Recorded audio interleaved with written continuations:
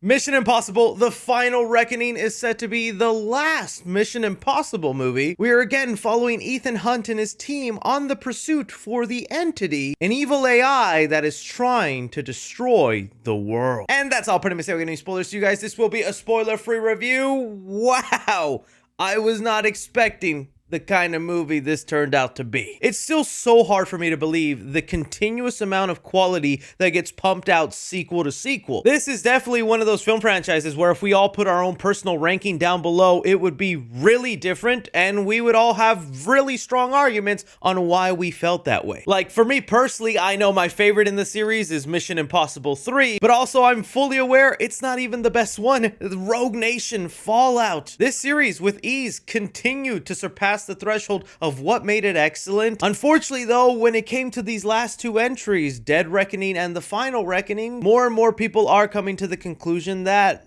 maybe it is time to try and end on that high note before we go too far off the deep end. And I really don't even know how much of the fault of the quality of these movies is the creators, the directors, writers, Tom Cruise not performing enough life-endangering stunts, because these two movies were pretty much cursed during productions. Dead Reckoning had to film during the pandemic, and I feel like you could notice some of those pandemic-isms in that movie. And The Final Reckoning, you think would have been all in the clear, but this is one that had to stop filming, pause production because of the Hollywood strikes. And I really hate to admit it because I love this franchise, but when watching this movie, you could really tell something is really off. This is going to be one of those rare times where I want to get into the negatives about this movie before I jump into the positives, because if anything, that's also the way the movie is structured. Within the first 5 to 10 minutes of watching this movie, diehard Mission Impossible fans are going to easily tell something is weird about this. And this feeling, which specifically consists of the tone of the movie, the dialogue, even just some of its baffling editing choices and overuse of flashbacks, is such an off feeling for this franchise, and I hate that it lingers on for like a good hour and a half into the movie. That's what really surprised me about the beginning parts of this Mission Impossible movie, is that it's really messy, and it feels like it's only barely being stitched together and held up by glue. Most Mission Impossible movies start off with a really big bang, and it's an exciting treat to then get to that moment where they start playing the Mission Impossible music and light a fuse. And in this movie, we're just like awkwardly jogging to that moment, and when it happens, you just don't get that excitement the way the other movies did. And maybe because they're branding this one as the last Mission Impossible movie, we'll see. Tom Cruise is talking about he still wants to do more, that he still feels like he's got it in him. But the beginning of the movie is very much treating it like this is the final adventure, and they want to hammer it in by just giving you a montage of endless flashbacks. I could not believe the amount of flashbacks in this movie. One, I feel like that's a thing that's barely ever happened in the franchise, and in a weird way, it's used so cliche in this film. Not just that, but some flashbacks even become over repetitive where they just end up repeating the same information or moment over and over. Like that iconic scene from the first movie? Yeah, get ready to see that about 5 times in this movie for no reason. This was also, unfortunately, the first Mission Impossible movie where I could really feel how convoluted and exaggerated the mission is, just so we can get to a real high-octane thrilling moment. What I mean by that is every Mission Impossible has done this, but they do it in such a way you don't question it. You accept it and you just roll along with what the movie offers you, like case in point in Rogue Nation, where they explain that this high security has an underwater cooling system and Ethan has to hold his breath for like 12 minutes and switch a couple cards, or else the camera that identifies an employee by their body movement will shock and kill them. Like, yes, looking at that and me explaining it to you, that's a super convoluted, over-exaggerated piece of tech. But in the movie, it's explained so naturally, it feels absolutely normal to have that kind of exaggerated security system that you just roll along with it, and when the moment comes, you are just invested into Ethan's mission. Here with The Final Reckoning, oh man, just get ready to sit through sentences upon sentences upon sentences of overcomplicated and real convoluted gadgets just so that later in the movie, we can get to that thrilling moment. And don't get me wrong, by the end of the movie, it is worth it and you are fully locked in because they spent an hour of the movie's time just detailing it to you. And that's where I really feel this Mission Impossible movie is lacking a rhythm. A lot of the movies have this rhythm that just flow and that they feel like they're constantly moving forward.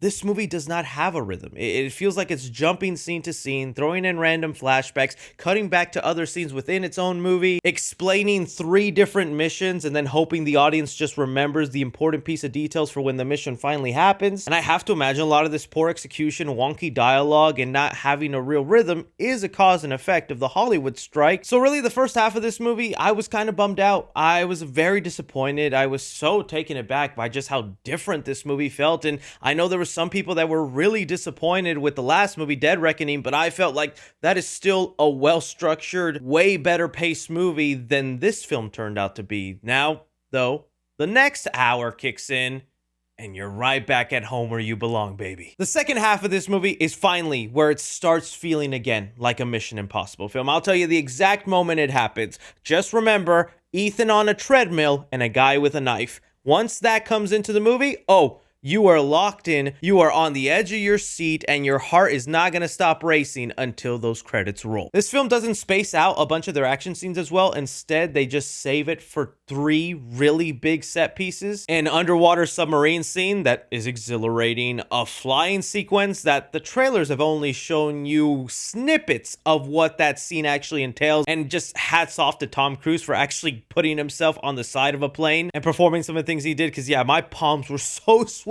by the end of this movie watching those sequences. And it's within these moments that it's just highlighting the best parts of Mission Impossible. The team in the second half plays much more of a role, where for a lot of the movie it's kind of Ethan by himself and you don't get that much of a team dynamic. Some people aren't really fond of some of the interconnectivity stuff they do within the rest of the movies, and that's where the movie does start like connecting random characters to other movies that you didn't expect. I honestly didn't mind it. Some people call it nostalgia bait. I call it continuity within its movies. To me, it felt like they were really just trying to wrap everything and come full circle into this one. So I didn't mind those connections, but I have seen some people complain because there are a few surprises within this movie of people connected to other people you weren't expecting. And it really is just that. The movie ends on such a high, exhilarating note, and it reminds you again why you love this franchise, that I think when the credits roll, most people are going to be left with that feeling. It's, oh man, my heart's almost pumping out of my chest. That was awesome to watch. This movie's fantastic. And they're going to completely forget about the sluggish, sloppy first half that led them to that awesome moment. And I think that's what probably make Mission Impossible: The Final Reckoning one of my least rewatch Mission Impossible movies, where I don't really feel that way from any of the other movies. I could easily see myself jumping into watching Ghost Protocol, Rogue Nation, Fallout, and I really wouldn't be jumping on that chance for Final Reckoning. To me, though, it's still the thing I've been praising about with this franchise.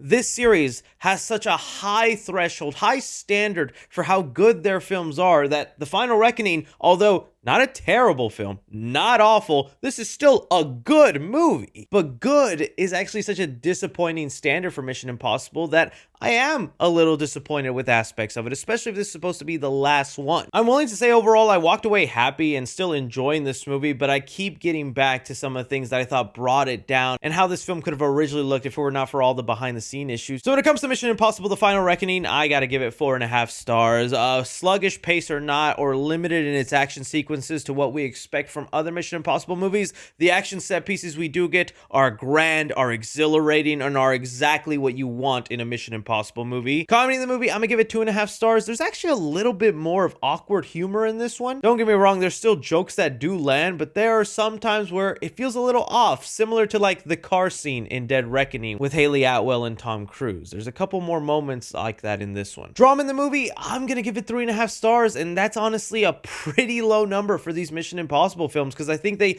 usually nail down such a complex, thrilling, and captivating story, and I can't say that for 50% of this movie. It was really interesting watching them spending so much of the movie just explaining, dumping, when I'm like, what was the point of having a part 1 if in part 2 you were still doing so much work and setup when this should be the payoff film? That second half, though, does so much uplifting. I can't give it anything less than 3.5 stars. Heart in the movie, I'll give 1.5 star to. That's mainly for the underwater scenes, because I am someone scared of the ocean, and those scenes really got to me. And suspense the movie, I'm gonna give it 4.5 stars. I think this is really suspenseful stuff. I think the length of the movie does keep it down for me to where I'm really close to giving it 5 stars on suspense, but I think it's still a giant achievement. For like a whole hour, they had my heart pumping like crazy. Casual moviegoers, I'm gonna give this an A-. Cinephiles, I'm gonna give it a B+, and critically, I'm going to give it a B-. minus. Even with all its flaws and everything that's kind of disappointed me about this one, it still manages to do so many cool things, wrap up the series in a pretty satisfying way, so I think it's worth watching in theaters. Again, that's just my opinion on the movie, guys. That is a positive review for me, but man, all the other Mission Impossible movies were either add to your own collection or a 3C guarantee. I'm sad that this one ended up on just, it's good enough to watch in theaters. Let me know what you guys thought about the Mission Impossible Final Reckoning if you got to see it, the highs and lows of it. Do you want to see another movie? I have no idea how they could top the stuff that they just did in this one. Anything, everything, be sure and like, subscribe, follow me on Twitter at 3C Films or on TikTok at 3C Films. But as always, I'm Chris. Take care.